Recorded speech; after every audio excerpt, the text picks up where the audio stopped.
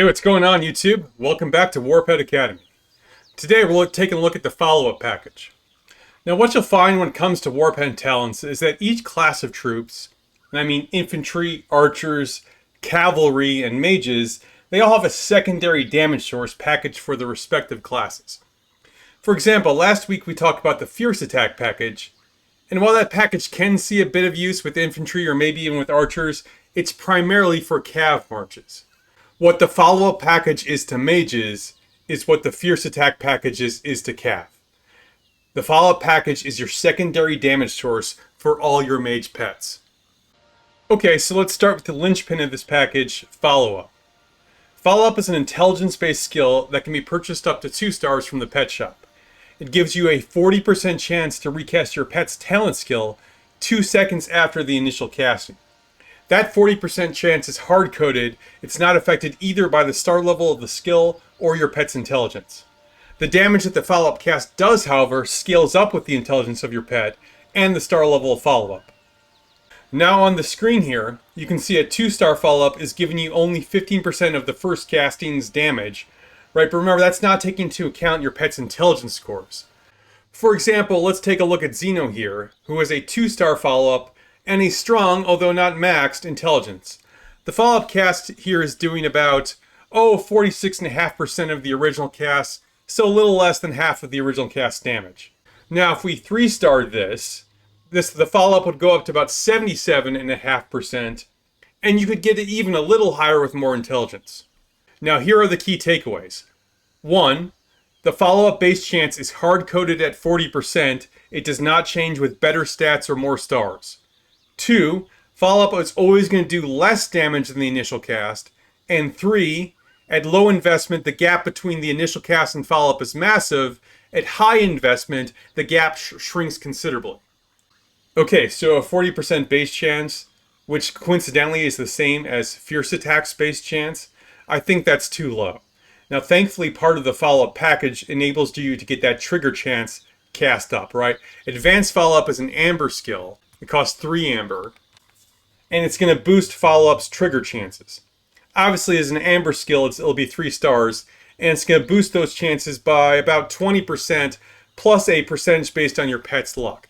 Now, I have this skill on Xenophon. This is my Sapphire. Xenophon's got basically max luck, and with that max luck, it gets up to a 59.99% increase in my follow-up chance. You add that up to follow-up's base 40%, I have a 99.99 chance of casting the follow-up on this pet.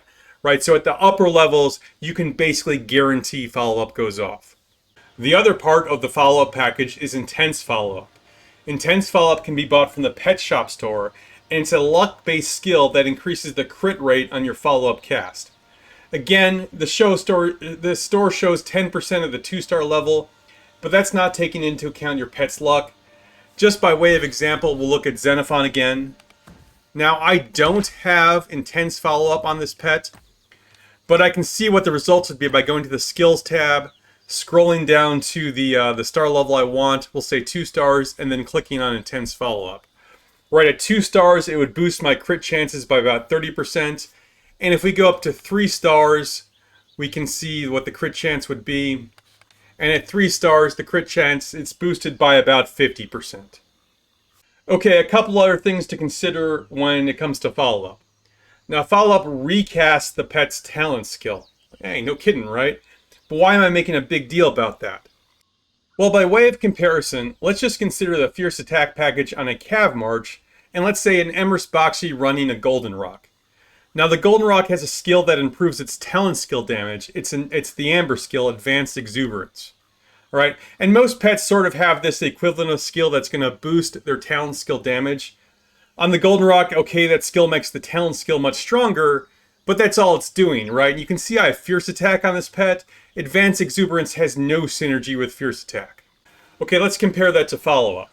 The Shadow Phaedrake has a skill called Intense Shadow Hunter, which makes its talent skill do additional damage. Very similar. But because follow-up recasts the talent skill, on a Shadow Phaedrake, Intense Shadow Hunter benefits both the primary damage source, which is the talent skill, and the secondary damage source, follow-up. So it recasts the primary skill. That's unequivocally a good thing, right? Actually, it depends. Warpets and Call Dragons very frequently utilize a mechanic where they build up stacks of a buff, then they spend their accumulated stacks when they do their rage skills, and usually that means they do more damage the more buffs they've accumulated.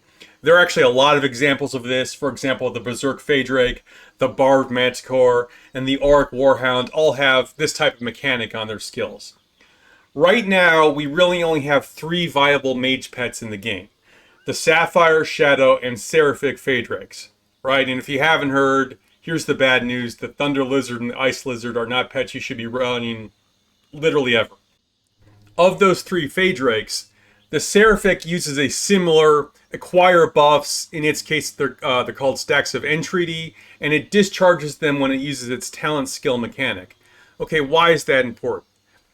Because the follow-up is a recasting of the original talent occurring 2 seconds later, you'll be in situations where the initial cast clears all the buffs you've built up, and then the follow-up has extremely little time to build those stacks back up.